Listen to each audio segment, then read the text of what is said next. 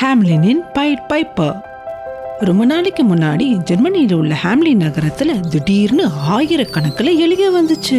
அவங்க நாய்கிட்ட சண்டை போட்டுக்கிட்டோம், பூனைகளை கொன்னுக்கிட்டோம், தொட்டில உள்ள குழந்தைகளை கடிச்சுக்கிட்டோம் மற்றும் பைகளில் உள்ள பாலாடை கட்டிகளை தின்னுக்கிட்டோம், சமையல்காரன் சமைச்ச சூப்பை நக்கிக்கிட்டோம், ஆண்களுடைய பெரிய தொப்பிக்குள்ள கூடு கட்டிக்கிட்டோம், போதாக்குறைக்கு பெண்களுடைய அரட்டைகளையும் கெடுத்துக்கிட்டு இருந்தாங்க.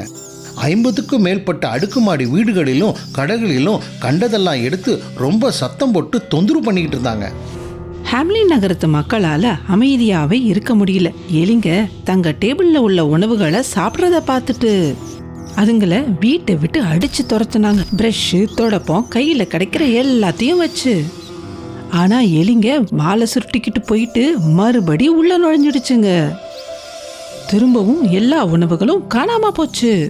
மக்கள் எல்லாம் டவுன் ஹாலுக்கு வெளியில கூடுனாங்க.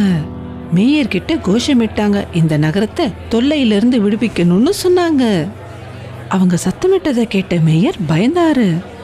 வெளியில வந்து படிக்கட்டுல நின்னுக்கிட்டு பதட்டத்தோடு சொன்னாரு, இந்த சரித்திரம் வாய்ந்த நகரத்தில் மேயர் என்ற முறையில் நான் சொல்லிக் கொள்வது, சட்டத்துக்கு கட்டுப்பட்டு வாழும் என் மக்கள் இந்த எலிகளின் தொந்தரவால் மிகவும் வேதனையில் உள்ளனர்.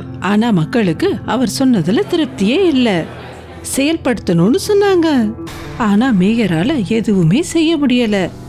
அதுக்கு பதிலா ஒரு தங்க மூட்டைய கையில தூக்கி காமிச்சாரு. அத பரிசா கொடுப்பேன்னு சொன்னாரு. யாரு இந்த நகரத்தை எலிகளுடைய தொல்லைகள்ல இருந்து நீக்கிறாங்களோ அவங்களுக்கு. திடீர்னு ஒரு சத்தம் அந்த கூட்டத்துக்கு மத்தியில இருந்து கேட்டுச்சு. நான் இந்த ஊரிலிருந்து இந்த எலிகளை விரட்டி அடிக்கிறேன் அப்படின்னு சத்தம் கேட்டுச்சு.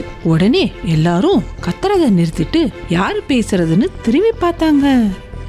ஒரு அந்நிய மனுஷன் நின்னுட்டு இருந்தான். கால்ல செருப்பு போடல, டியூனிங் ட்ரெஸ் போட்டிருந்தான். அந்த ட்ரெஸ் சிகப்பு மஞ்சளுமா இருந்தது. இறகு வச்ச ஒரு தொப்பியும் வச்சிருந்தான். அவன் கழுத்துல ஒரு பைப் தொங்குச்சு. அவனோட பேரு பைட் பைப்பர்னு எல்லார்கிட்டையும் சொன்னான். மக்கள் எல்லாம் அவனை பார்த்து சிரிச்சாங்க, அவனுடைய வித்தியாசமான தோற்றத்தை பார்த்து.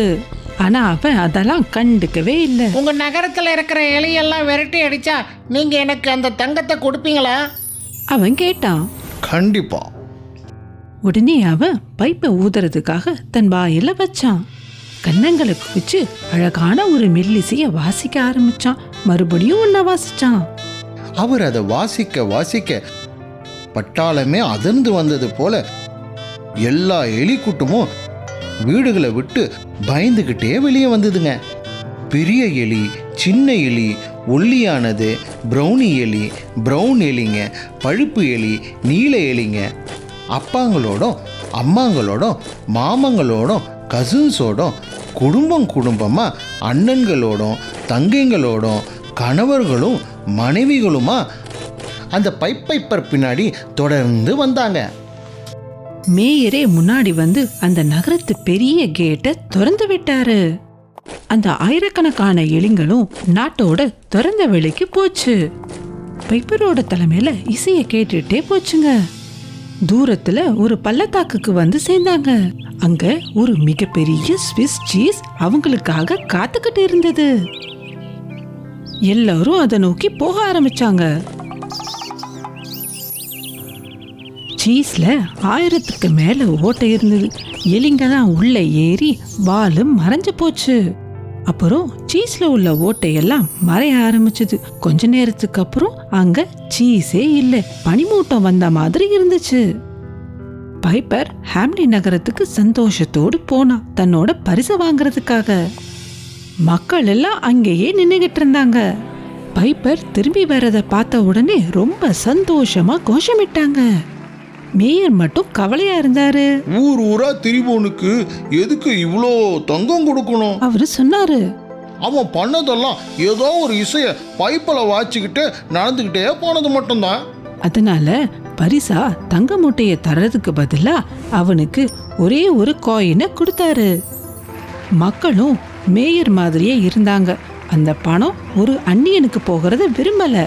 பைப்பர் அவங்களுக்கு செஞ்ச உதவிய மறந்துட்டாங்க. நீங்க வெறும் ஒரு இசையை தானே வாசிச்சீங்க. அது பெரிய விஷயம் கிடையாது. சத்தமா ஆமான்னாங்க. பைப்பர் மோசுழிக்க ஆரம்பிச்சான். நாணயமே இல்லாம நன்றி கட்டத்தனமா இருக்கிறாங்களே, குழந்தைகளும் இவங்கள மாதிரியே தான் வளருவாங்க. என்னால் அவங்கள காப்பாற்ற முடியும். மறுபடியும் பைப்பர் கேட்டை நோக்கி போனான். தன்னுடைய பைப்பை எடுத்து வாசிக்க ஆரம்பிச்சான். அழகிய மெல்லிசை அவன் பைப்பில் இருந்து வந்தது. மக்கள் சத்தம் போடுறத நிறுத்திட்டு கவனிக்க ஆரம்பிச்சாங்க. பைப்பரோட இசை ரொம்ப ஆனந்தமா இருந்தது. அவன் காலை மேலும் கீழும் அசைச்சு ஆட ஆரம்பிச்சான். அது பார்க்கறதுக்கு அங்க உள்ள குழந்தைங்களுக்கு அவன் அழைப்பு கொடுக்கிற மாதிரி இருந்தது. ஹாம்லி நகர கதவுகள் திறந்தது.